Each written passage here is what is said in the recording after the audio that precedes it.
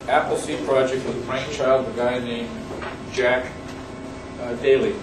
They called him Fred. From Fred's M14 military rifle stocks, you find him advertising 3 times a month in Shotgun News. He's one of them. You get this twice, this once every 2 or 3 months, I believe. Get the larger volume. These last couple of issues have been very, very good. He hasn't been talking so much about Appleseed as he has been talking about what the founders actually said about this country when they were founding it, and what we have made of it, or should I say our politicians have made of it. And the first one, it says, Fred shuts up. Basically, Fred doesn't shut up because that whole page right there on the, my left, your right, is Fred. And that's very small print, so he's not really shutting up. It's like a phone book right there. Not really shutting up. Okay. Fred believes that if everyone that is capable becomes a rifleman, which means you shoot a 210 or higher on an AQT Army qualification test. You shoot 210 or higher, that you become a rifleman. Now, a rifleman not only is someone who shoots the rifle accurately and can hit what he shoots at. Pass that down. I'd like to get those back just a little bit more from 2006. But he believes that an educated populace is a much more effective population, much more effective citizenship when it comes to dealing with the problems that we're dealing with today. But he's trying to educate people with our founding history, which they don't want to teach any longer in schools. And I can understand why, because it's revolutionary. Who would want to talk about revolution? The country was founded in a revolution. The AQT that I mentioned, where you have to score a 210 or higher, is this little baby here. This target right here has all 4 stages of the AQT. The top one, when posted at 82 feet or 25 meters, is equivalent to the size of a man at 100 yards. The second one down here is equivalent to the size of a man at 200 yards, 300 yards, and 400 yards. We're shooting at 82 feet or 25 meters for a reason. That was 1903 in Springfield. The M1 Garand, 30-06. You got the M14, which is another 30 caliber, which is 308. And if you want, you can add the 303 Enfield. They all have basically the same ballistics. When you shoot a rifle, the bullet comes out of one end, and it crosses your line of sight at one point. The very first point is at 82 feet or 25 meters. And it comes back down range at 200 meters. So when you're shooting at 25 meters, you're actually using your 200 meter zero. So we train people at 82 feet or 25 meters. The very first target that they put up is one of these little redcoats, because we were fighting the redcoats back in 1775.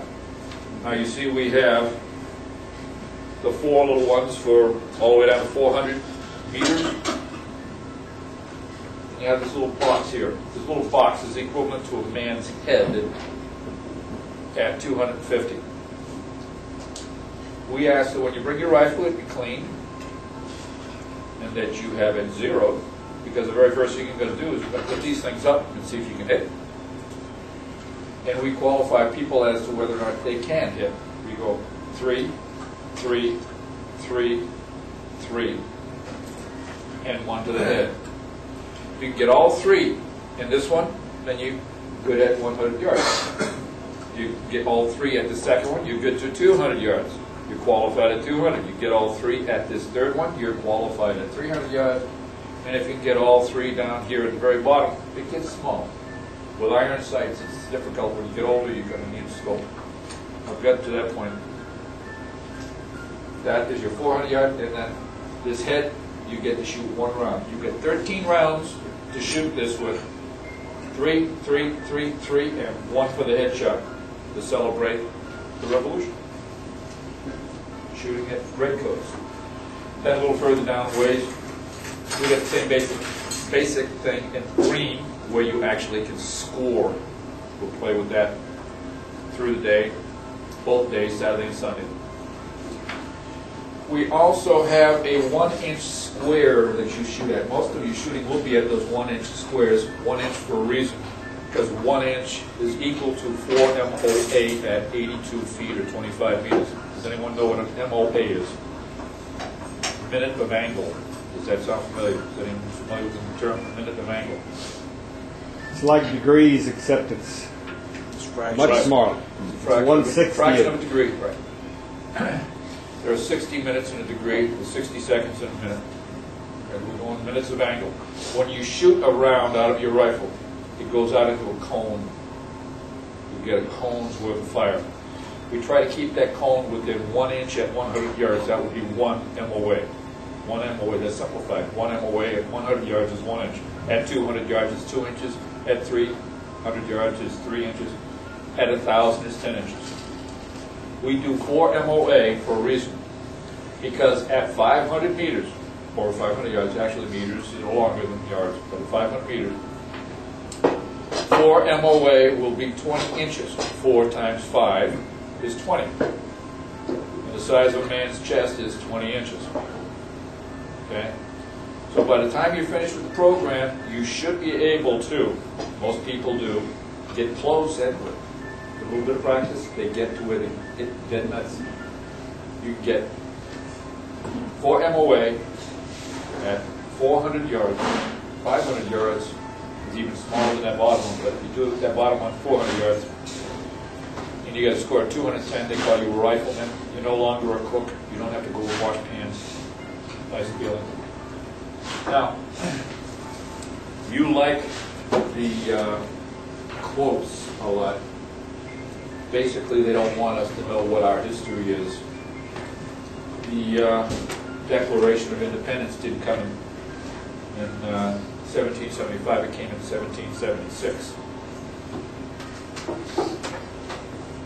And it goes something like this. I'll give you the first 2 paragraphs. It's a little bit too long to give a lot, give the whole thing, but first 2 paragraphs. First paragraph. When in the course of human events it becomes necessary for one people to dissolve the political bands which have connected them with another, and to assume among the powers of the earth the separate and equal station to which the laws of nature and of nature's God entitle them. A decent respect to the opinions of mankind requires that they should declare causes which impel them to the separation. Second paragraph. We hold these truths to be self-evident, that all men are created equal, that they are endowed by their Creator with certain, meaning definite, indisputable, certain, unalienable rights.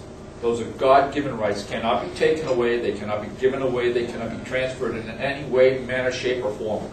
They're yours from the second you start breathing till the second you stop breathing. Many people believe they begin before you leave the womb. Your unalienable rights. That among these are life, liberty, and the pursuit of happiness. That to secure these rights, governments are instituted among men, deriving their just powers from the consent of the government. To secure these rights, governments are instituted among men, deriving their just powers from the consent of the government. That whenever any form of government becomes destructive of these ends, it is the right of the people to alter or to abolish it, and to institute new government, laying its foundation on such principles, organizing its powers in such form as to them shall seem most likely to effect their safety and happiness. Prudence, indeed, will dictate that governments long established should not be changed for light and transient causes. And accordingly, all experience hath shown that mankind are more disposed to suffer while evils are sufferable than to right themselves by abolishing the forms to which they are accustomed. But when a long train of abuses and usurpations, pursuing invariably the same object, evinces a design to reduce them under absolute despotism, it is their right, it is their duty to throw off such government and to provide new guards for their future security. That's why they don't want to teach this anymore in school, because that's exactly the way it was founded. Now, a lot of people, I had an argument with someone who was supposedly a Mensa member. It's all right. I've talked to Mensa groups before. He didn't know what he was talking about. He said it wasn't law. Well, it's actually the first document under USC, the Declaration of Independence, USC, United States Code. When Congress put it there, it declared it organic law, which is natural law, which is God's law, versus positive law, which is man's law. And it is higher than man's law.